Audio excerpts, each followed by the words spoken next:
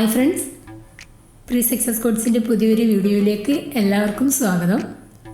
PSC നടത്തുന്ന മത്സര പരീക്ഷകൾക്ക് വേണ്ടിയിട്ടുള്ള ഓൺലൈൻ ക്ലാസ്സുകളും ഓൺലൈൻ എക്സാമുകളും പ്രീസക്സസ് കോഴ്സിൽ ലഭ്യമാണ്.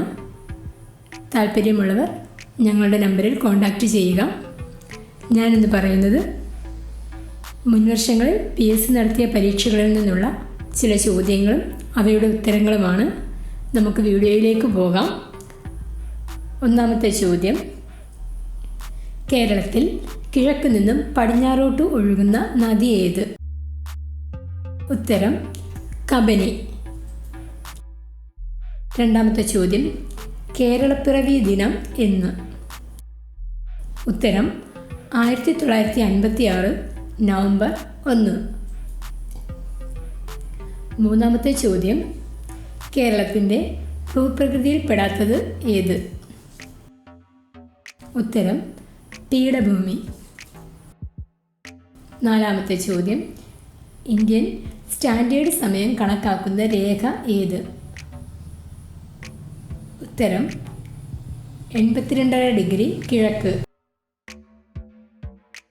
അഞ്ചാമത്തെ ചോദ്യം: തെക്കേ ഇന്ത്യയിൽ കാണപ്പെടാത്ത ഒരു ഭൂപ്രകൃതി ഏത്? ഉത്തരം മരുഭൂമി. ആറാമത്തെ ചോദ്യം: ഭാരതീയർ പുണ്യനദിയായി കണക്കാക്കുന്ന നദി? ഉത്തരം ഗംഗ. ഏഴാമത്തെ ചോദ്യം: അർത്ഥശാസ്ത്രത്തിൻ്റെ കർത്താവാര്? ഉത്തരം ചാണക്യൻ. എട്ടാമത്തെ ചോദ്യം: ഒന്നാം സ്വാതന്ത്ര്യ സമരം നടന്ന വർഷം ഏത്? ഉത്തരം 1857. ഒമ്പതാമത്തെ ചോദ്യം: സ്വതന്ത്ര ഇന്ത്യയുടെ ഭൂപടം തയ്യാറാക്കിയത് ആര്? ഉത്തരം റാഡ്ക്ലിഫ്. പത്താമത്തെ ചോദ്യം: നാട്ടുരാജ്യങ്ങളുടെ സംയോജനത്തിന് പദ്ധതി ഉണ്ടാക്കിയത് ആര്? ഉത്തരം VP മേനോൻ.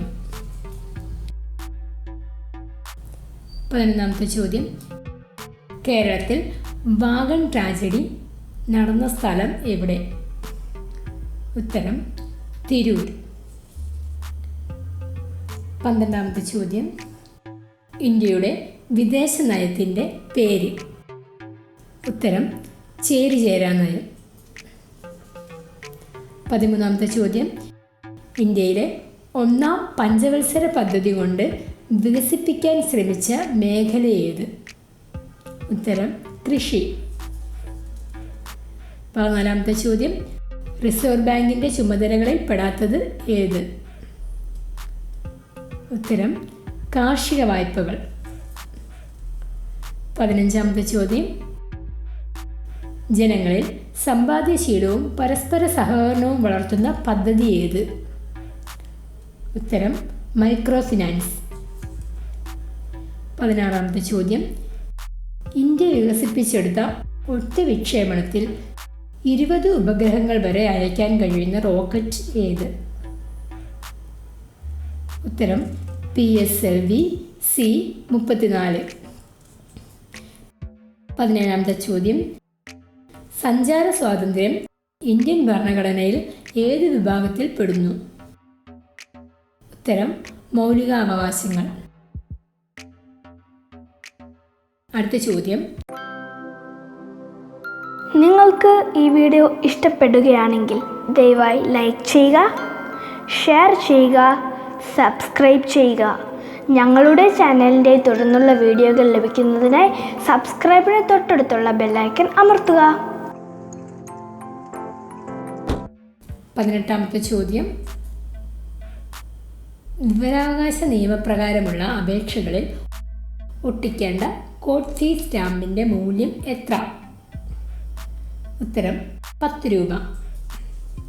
19ാമത്തെ ചോദ്യം: സ്ത്രീകൾക്കെതിരെ വീടിനകത്തുള്ള അക്രമങ്ങൾ തടയുന്നതിന് വേണ്ടിയുള്ള നിയമം ഏത്? ഉത്തരം ഗാർഹിക പീഡന നിരോധന നിയമം. 20ാമത്തെ ചോദ്യം: മൊബൈൽ ഫോണിൽ മറ്റൊരാളെ വിളിച്ച് അസഭ്യം പറയുന്നു. ഇത് ഏത് നിയമപ്രകാരം കുറ്റകരമാണ്? ഉത്തരം സൈബർ നിയമം.